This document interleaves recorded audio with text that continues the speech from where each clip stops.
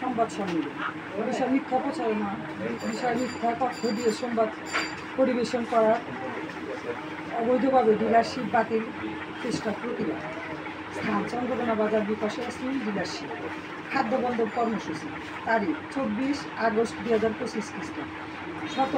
সময় বেলা 10:30। সম্মানিত সাংবাদিক, আসসালামু আলাইকুম। আমি মুসাম্মদ বিপাশা ইয়াসমিন খাদ্যবন্ধ কর্মসূচির আওতায় সিরাজগঞ্জ সদর উপজেলা চন্দ্রকোনা বাজার বিক্রয় কেন্দ্রের ডিলার। আজ আপনাদের সামনে আমার পরিবারের নির্যাতিত অমানবিক ঘটনার বর্ণনা তুলে ধরে এসেছি। আশা করি আপনারা এর সত্যতা নিরূপণ করে বিষয়টি সংশ্লিষ্ট প্রশাসক জাতির সামনে তুলে ধরবেন। সরকারি নিয়ম অনুযায়ী সঠিক প্রক্রিয়া মেনে বিপাশা ইয়াসমিন নামে ডিলারশিপ পায়।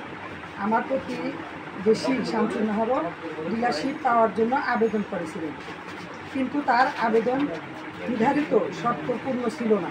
ভাড়াকৃত দোকান মালিকের সাথে কোনো চুক্তিপত্র না থাকার বিষয়ে চলিত বছরের মার্চের 9 তারিখ উপজেলা নির্বাহী বরাবর একটি আবেদন করি।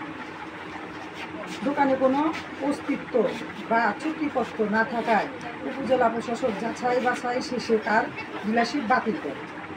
এই ঘটনাকে কেন্দ্র করে শামসুন নাহার ও তার পরিবার এবং আমার কিছু নামধারী এমপির পরিচয় অসাধু ব্যক্তি আমার বিরুদ্ধে আগস্ট মাসের 20 ও 21 তারিখে দ্য পিপলস নিউজ মিডিয়ার সুবিধাভোগীদের কাছে থেকে অর্থ নিয়ে কার্ড বিতরণের যে ভিত্তি ও সাক্ষাৎকারে সংবাদ মিথ্যা তথ্য দিয়ে বক্তব্য পরিবেশন করেছে। আমি এই ঘটনার তীব্র নিন্দা জানাই। তারা নানা কৌশলে আমার ডিলারশিপ বাতিলের চেষ্টা চালিয়ে যাচ্ছে, যা শুধু আমাকে নয় বরং আমার পরিবারের সামাজিক ও মানসিকভাবে ক্ষতিগ্রস্ত করছে।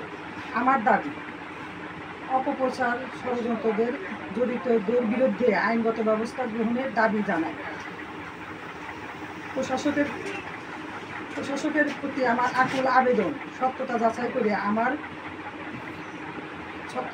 করে ন্যায় বিচার নিশ্চিত করা।